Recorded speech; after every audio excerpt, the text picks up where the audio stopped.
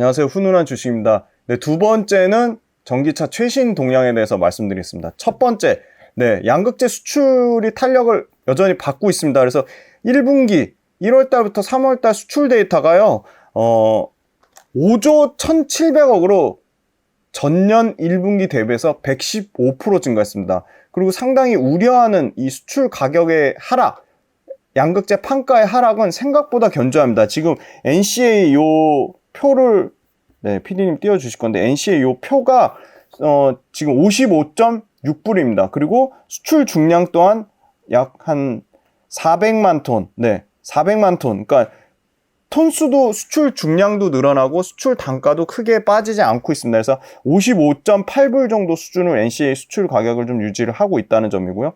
그 다음 이제 두 번째 포인트는, 지금 그 에코프로비엠 같은 경우는 단결정 양극재, 이제 차세대 양극재라고 하는 단결정 양극재가 아마 생산을 마치고 거기다 리튬 인산철, LFP 양극재 또한 올해 시제품을 끝내고 내년에 빠르면 이제 하반기 양산을 목표로 하고 있다는 점이고요. 그래서 이 소위 말하는 차세대 양극재라 하면 뭐 망간리치도 있고, 그 다음에 뭐 리튬 프리도 있고, 다 이런 것들도 사실 국내 양극재 업체인 에코프로비엠, 포스코 퓨처엠, LG와 LNF가 여전히 잘 하고 있다, 이렇게 말씀드릴 수 있을 것 같고요. 그 다음에 이 전고체 배터리 관련돼서 정부가 2030년까지 20조를 투자해서 이 전고체 배터리를 육성하겠다고 했습니다. 그래서 전고체 배터리 관련돼서도 국내 업체들이 여전히 기술의 초격차를 유지하면서 잘 준비를 하고 있다, 그렇게 말씀드릴 수 있을 것 같습니다. 그리고 미국에서 선정한 K배터리 앞으로 2년 내에 생산량 10배까지 늘어날 거라고 보고 있습니다. 그래서 적극적으로 북미 투자를 추진해온 국내 이 배터리 업체들이 대규모 생산이 언제부터 본격화되냐? 올해 하반기부터 본격화될 것으로 보고 있습니다. 그래서 향후 2023, 2024, 2025 모두 캐파가 생산량 자체가 양극재, 음극재, 전해액, 분리막, 기본적으로 소재단에서 생산량이 10배 이상 증가할 거라고 보고 있고요. 폭스바겐의 ID4가 미국에서 미국 차를 제외한 처음으로 이 보조금 받는 최초의 비미국 브랜드가 되는데, 폭스바겐의 ID4 당연히 국내 배터리, 삼성 SDI 배터리 확률이 높고요. 그 다음에 포스코 퓨처엠 포항의 전구체 뭐죠? 양극재 바로 앞단의 소재죠. 양극재를 만드는 소재. 전구체랑 음극재 공장에 1조 7천억 투자하겠다고 했습니다. 그래서 이 코발트 1등 기업 중국의 화유 코발트랑 MOU 체결해가지고 양극재용 전구체랑 음극재 1조 7천억 투자해서 이거 관련돼서 아마 2025년까지 건설하고 2026년부터 아마 상용화되지 않을까, 그렇게 보고 있고요.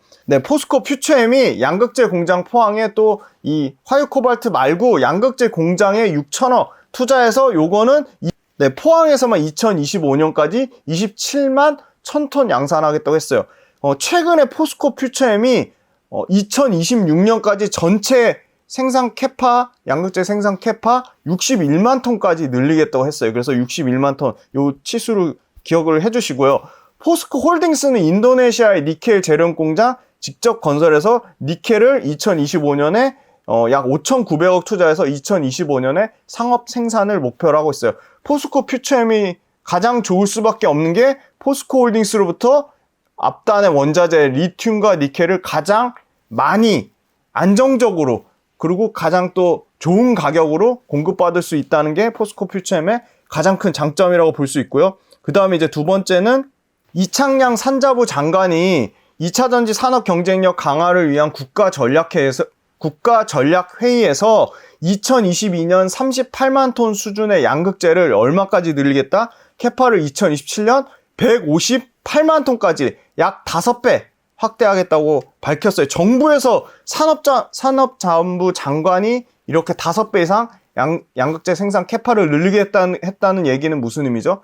생산량 캐파가 늘어나는 거 조 단위로 돈을 투자해서 생산 캐파가 괜히 늘리지 않죠. 그거에 대한 매출과 이익이 당연히 뒤따라 올 거라고 보고 있습니다. 4월달 양극재 수출 단가가 전년 대비해서 106% 증가했습니다. NCM이 106% 증가했고요. 아까 NCA 수출액 짧게 말씀드렸는데 NCA 수출 단가 55.8달러는요. 전년 대비 36% 증가한 겁니다. 그래서 NCM, NCA 모두 양극재 수출 단가 지금 4월 달 데이터까지는 견조합니다. 근데 11월, 11, 12, 1월 달에 리튬 가격 빠진 거에 대한 레깅은 아마 양극재가 2분기에는 판가가 빠질 거라 보는데 판가가 빠져서 여기서 뭐 15%, 20% 빠지진 않을 거라고 봅니다. 그래서 나와 봐야 되겠지만 생각보다 그렇게 우려하는 만큼 양극재 판가가 뭐 엄청 빠지는 않을 거다. 그렇게 보고 있고요. 삼성 SDI 에코프로비움이 산자부에서 선정하는 LFP 전지 개발 사업 대상자로 선정돼서 LFP 양극재는 에코프로비움이 개발하고 LFP 배터리는 삼성 SDI가 개발할 것으로 예상을 하고 있습니다. 예, 그리고 에코프로 10만 8천 톤 헝가리 공장 짓는 거 2025년에 양산 예상을 하고 있고요. 그 다음에 포드가 최대 60만 대, 2026년까지 200만 대, 포드에 어느 배터리 들어가죠? SK온 배터리 들어가죠. 그래서 포드가 200만 대, 2026년까지 200만 대 전기차 제조 계획을 밝혔기 때문에 포드의 밸류체인, SK온을 비롯해서 SK온에 납품하는 양극재 장비 업체들 수혜를 받을 거라 보고 있고요. 그 다음에 이제 물량 증가율 순으로 압도적으로 판매량 올해 1위는 포스코 퓨처엠이 될 것 같습니다. 포스코 퓨처엠이 80% 넘는 판매 증가율 1위를 기록할 거로 예상을 하고 있습니다. 2등은 어디냐? 역시 에코프로비엠입니다. 에코프로비엠이 삼성 SDI 향으로 납품하는 게 대거 전년 대비 60% 물량이 증가해서 2등, 판매량 기준으로 올해 에코프로비엠 2등 할 거로 예상하고 있고요. 3등은 유럽 시장에서 선전하고 있는 LG화학이 전년 대비 56% 증가한 3등을 기록할 것으로 예상을 하고 있습니다. 네, 그 다음 최신 소식. 한국과 일본의 반도체 배터리 파트너십 강화하자. 그 얘기는 무슨 말이냐? 7년 만에 만나서 재무장관 회의 재개하면서 첨단 신산업, 그중에 배터리 관련돼서 파트너십 강화하겠다고 했죠. 지금 혼다, 도요타, 이 전기차 관련된 이 양극재 업체들, 그 다음에 혼다, 도요타 관련된 배터리 셀 업체들 미국의 조인트 벤처 맺는 거 뭐 현대기아차를 포함해서 현대기아, 도요타, 혼다 대거 지금 캐파 증설이라든지 JV 형태의 합작법인 설립에 대한 기대감을 갖고 있습니다. 거기에 들어갈 국내 배터리 밸류체인, 그 다음에 소재 업체, 장비 업체들, 당연히 국내 업체들, 당연히 혼다 관련돼서 혼다, SK온, 그 다음에 도요타 아직 정해지지 않았는데 도요타 역시도 국내 배터리 관련된 업체와 이 협약을 맺고 대규모 수주가 나올 것으로 그렇게 기대를 하고 있습니다. 그 다음에 이제 양극재 들어가는 리튬 관련돼서 뭐 삼성증권의 이 애널리스트가 쓴 거에 따르면 탄산 리튬이 고점 대비 72% 하락했고 그 업체, 그러니까 소위 말하는 양극재 업체가 얘기하는 중국의 탄산 리튬 가격과 이 아시아 가격, 중국 내수 가격과 아시아 가격은 차이가 있을 거다. 그렇게 얘기를 하면서 아시아 가격, 이 양극재 업체가 그 기준으로 하는 아시아 가격조차, 아시아 수산화 리튬, 아시아 스팟 가격조차도 연초 대비 50% 넘게 하락했으니까 더 빠질 거다. 그렇게 부정적인 견해를 쓰셨는데요. 이거는 계속적으로 체크를 좀 해봐야 될 것 같습니다. 그래서 수산화 리튬 가격이 지금 현재 양극재 업체들의 판가 상황을 반영하는 게 맞습니다. 그리고 탄산 리튬은 중국의 LFP 배터리에 쓰는 거고요. 근데 지금 한국자원정보 서비스가 제공하는 거는, 한국자원정보 서비스의 제공 데이터는 LFP 배터리에 들어가는 탄산 리튬 배터리, 탄산 리튬입니다. 그래서 탄산 리튬 데이터와 당연히 수산화 리튬 데이터의 가격 차이는 시차를 두고 따라갈 수밖에 없다.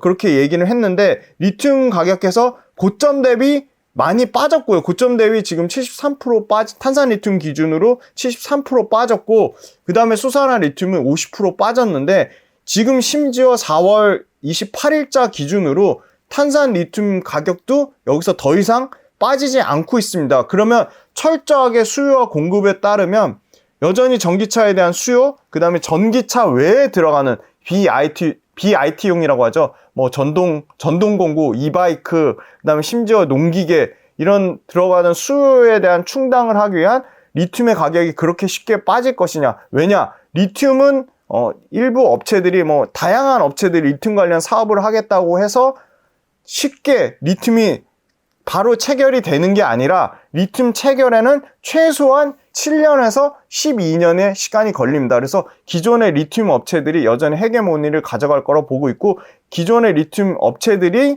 물론 과거에 1000% 가격이 급등하고 50%대의 높은 수익성을 가지고 있어서 리튬 그 공급과 관련돼서 이 오랜 7년에서 12년의 시간이 걸리는 걸 알고 있기 때문에 리튬 관련된 업체들이 가격을 그렇게 공급을 엄청 늘린다고 해서 가격을 그렇게 쉽게 떨어뜨리지 않을 거라고 보고 있습니다. 그리고 마지막 두 가지 포인트 요약해드리고 끝내겠습니다. 자, 실리콘 음극재 관련돼서 마지막 포인트 하나 말씀드릴게요. 실리콘 음극재 아이오닉이 실리콘 함유가 10%된 차세대 아이오닉 개발하겠다고 밝혔거든요. 실리콘 10% 음극재 배터리를 탑재한 차세대 아이오닉. 그 얘기는 무슨 얘기냐? 현대차가 어느 실리콘 음극재 업체라고 밝히진 않았지만 실리콘 음극재는 앞으로 계속 적용 차종이 많이 늘어나서 써질 수밖에 없다. 그래서 실리콘 음극재 관련된 회사들이 최근에 주가 조정을 받고 있지만 어찌됐건 간에 실리콘 음극재의 성장은 엄청나게 커질 거라고 보고 있고, 그게 실제 숫자로 대주전자재로 제가 엄청나게 욕을 많이 먹고 있지만 대주전자재로 올해와 내년에 모두 매출가익이 100%씩 성장하고 있습니다. 그래서 실리콘 음극재 관련된 기업, 그리고 실리콘 음극재를 썼을 때 필수적으로 써야 되는 도전재, 그 도전재 분산재를 만드는 나노신소재가 계속적으로 실적에 대한 모멘텀이 좋을 거라고 보고 있고요. 실리콘 음극재 만드는 대주전자재랑 도전재 만드는 나노신소재 실적이 아직 안 나왔습니다. 그래서 그거 실적까지 나와서 업데이트 한번 해드리도록 하겠습니다. 그래서 오늘 최신 업황 동향의 핵심은 여전히 캐팔 투자가 급격하게 늘어나고 있다. 그게 포인트고요. 그 다음에 두 번째는 국내 업체와 국내 배터리 셀 업체와 두 번째는 국내 배터리 셀 업체와 완성차 10대 기업이 합작 법인이 계속 북미하고 유럽에서 계속적으로 늘어나고 있다. 세 번째는 광물 관련돼서 포스코홀딩스와 에코프로가 이 소위 말하는 국유화, 이 뭐 칠레라든지 볼리비아 국유화에 잘 대비하고 있다. 요게 세 가지가 포인트가 되겠습니다. 네, 감사합니다.